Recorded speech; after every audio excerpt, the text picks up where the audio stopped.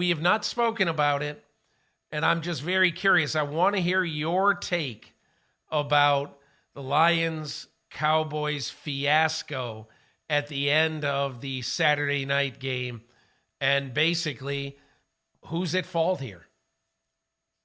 Well, it certainly seems to me that Brad Allen and his crew is at fault. And, part of the reason I think this is because of the precedent that crew has set for making bad calls or not making the correct calls, if you want to call it that, in big situations. I mean, there is a reason why it was leaked a few weeks ago that Allen's crew is under heavy scrutiny for some of the calls that were not made and some of the decisions that were not made. But those things were judgment calls.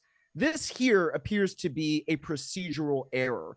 And that to me is a bigger deal. If you have the Lions, who we know because they run this kind of stuff all the time, they're very detailed in the way they do things, right? So they understood, at least in some way, right, that they needed to go up to the referee and say and declare who is eligible and who is not in terms of those linemen. And they were trying to be deceptive on that play. And I agree with everybody who's saying that, when you do that and you are trying to be deceptive, then sometimes things may get confused and caught in the crossfire.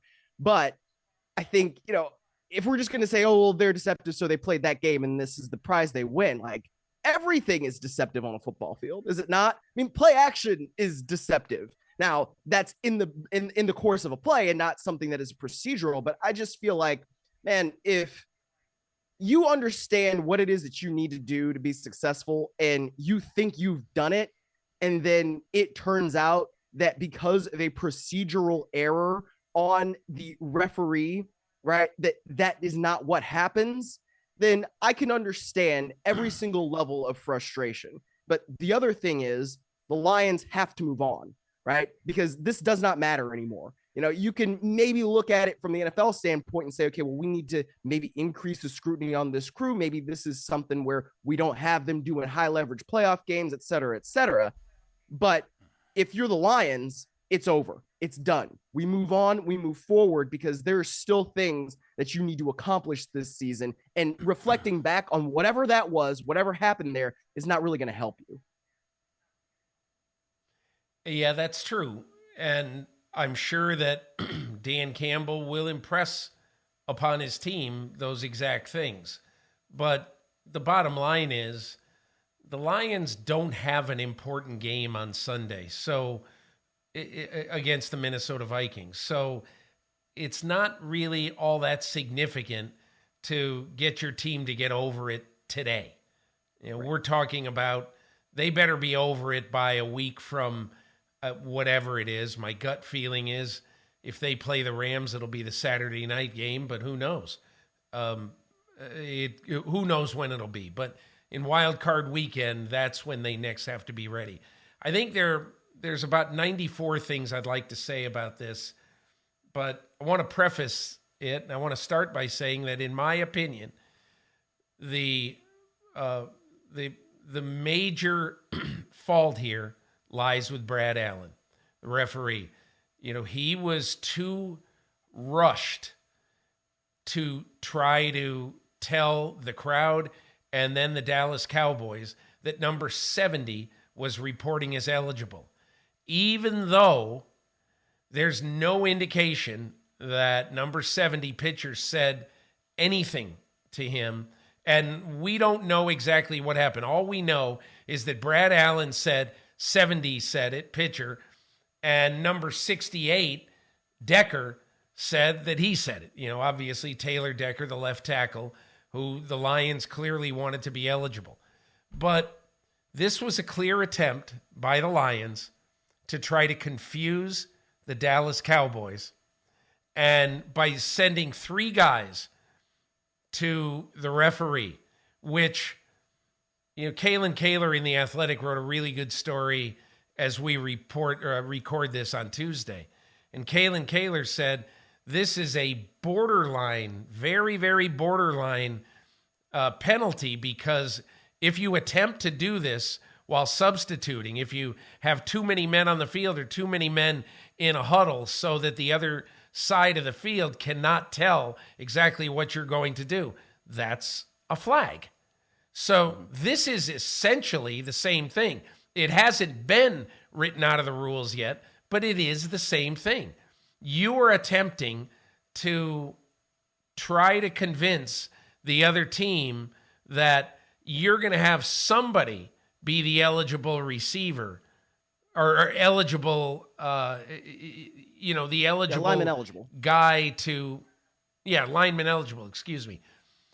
And when in reality, you want them to think that it's going to be somebody who you have no intention of throwing the ball to.